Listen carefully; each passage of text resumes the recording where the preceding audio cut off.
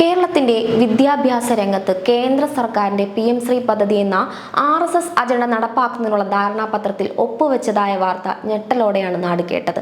കേരളത്തിന്റെ സാമ്പത്തിക പ്രതിസന്ധികളുടെ പശ്ചാത്തലത്തിൽ വിദ്യാഭ്യാസ മേഖലയ്ക്ക് കേന്ദ്രത്തിൽ നിന്നും ലഭ്യമാകേണ്ട അർഹതപ്പെട്ട വിഹിതം നേടിയെടുക്കാൻ PM ശ്രീ പദ്ധതിയിൽ ഒപ്പുവെക്കുമെന്ന വിദ്യാഭ്യാസ മന്ത്രിയുടെ പ്രഖ്യാപനം ശക്തമായ എതിർപ്പ് ക്ഷണിച്ചു വരുത്തിയിരുന്നു. കേന്ദ്ര BJP സർക്കാർ 2020 പ്രഖ്യാപിച്ച നവവിദ്യാഭ്യാസ നയവും അതിന്റെ പ്രദർശന മാതൃക വിഭാവനം ചെയ്യപ്പെടുന്ന PM ശ്രീ സ്കൂളുകളെയും സംബന്ധിച്ച ഇടതുപക്ഷ പാർട്ടികളുടെയും കേരളത്തിലെ ഇടതുപക്ഷ ജനാധിപത്യ മുന്നണി സർക്കാരിന്റെയും പ്രഖ്യാപിത നിലപാടുകൾക്ക് വിരുദ്ധമാണ് വിദ്യാഭ്യാസ മന്ത്രിയുടെ പൊടുന്നനെയുള്ള ചുവടുമാറ്റം എന്നതാണ് അത്തരമൊരു പ്രതികരണത്തിലേക്ക് നയിച്ചത്.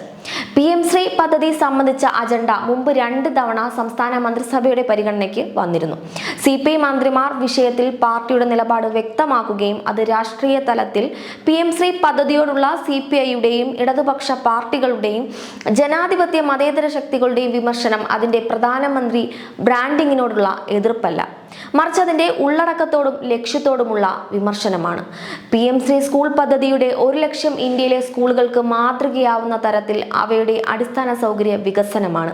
അതായത് ആൺകുട്ടികൾക്കും പെൺകുട്ടികൾക്കും പ്രത്യേകം ശൗചാലയങ്ങൾ ഉൾപ്പെടെയുള്ള അടിസ്ഥാന സൗകര്യ വികസനം. കേരളം ഇക്കാര്യത്തിൽ ഇന്ത്യയിലെ ഇതര സംസ്ഥാനങ്ങളെക്കാൾ സാർവത്രികമായി എത്രയോ കാലം മുന്നിലാണ്. വിദ്യാഭ്യാസ രംഗത്തിന്റെ സ്വകാര്യവൽക്കരണം BJPയുടെ ചിന്താധാരയുടെയും രാഷ്ട്രീയ പദ്ധതിയുടെയും ഉറവിടമായ രാഷ്ട്രീയ സ്വയം സേവക സംഘിന്റെ പ്രത്യയശാസ്ത്രത്തിന് അനുസൃതമായി പുതുതലമുറയെ വാർത്തെടുക്കുക തുടങ്ങിയവയാണ് PM ശ്രീ പദ്ധതിയുടെ ആത്യന്തിക ലക്ഷ്യം. സംസ്ഥാനങ്ങൾക്ക് അർഹമായ ജനങ്ങളുടെ നികുതി പണ വിഹിതം നിക്ഷിപ്ത രാഷ്ട്രീയ ലക്ഷ്യങ്ങളോടെ നൽകുന്നതിന് മുന്നോട്ട് വയ്ക്കുന്ന ഉപാധികൾക്ക് വഴങ്ങിക്കൊടുക്കുന്നത് കേന്ദ്ര സർക്കാരിന്റെ സ്വേച്ഛാധിപത്യ പ്രവണതകൾക്ക് മുന്നിൽ സംസ്ഥാനത്തിന്റെ ഫെഡറൽ ജനാധിപത്യം അടിയറ വയ്ക്കുന്ന നടപടിയാണ്. കേന്ദ്ര സർക്കാരിൽ നിന്നും അർഹമായ വിഹിതം സംസ്ഥാനങ്ങൾക്ക് ലഭ്യമാകണം.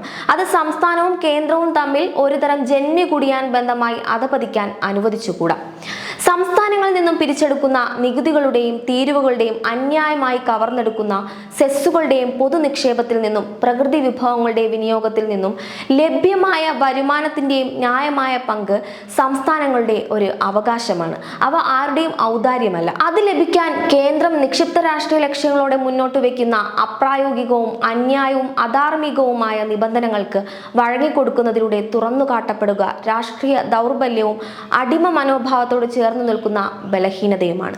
BJP പ്രതിദാനം ചെയ്യുന്ന വർഗീയ ഫാസിസ്റ്റ് സ്വേച്ഛാധിപത്യ പ്രവണതയോട് സന്ധി ചെയ്യാത്ത ഇടതുപക്ഷ ജനാധിപത്യ ബദലിന്റെ മാതൃകയാണ് കേരളത്തിലെ ഇടതുപക്ഷ ജനാധിപത്യ മുന്നണി മുന്നോട്ട് വെക്കുന്നത്. ആ ബദലിന്റെ രാഷ്ട്രീയത്തെയും പ്രത്യയശാസ്ത്രത്തെയും ദുർബലമാക്കുന്ന യാതൊന്നും രാജ്യത്തെ ഇടതുപക്ഷ ജനാധിപത്യ പുരോഗമന ശക്തികൾ കേരളത്തിലെ LDFിൽ നിന്നും അതിന്റെ ഗവൺമെന്റിൽ നിന്നും പ്രതീക്ഷിക്കുന്നില്ല.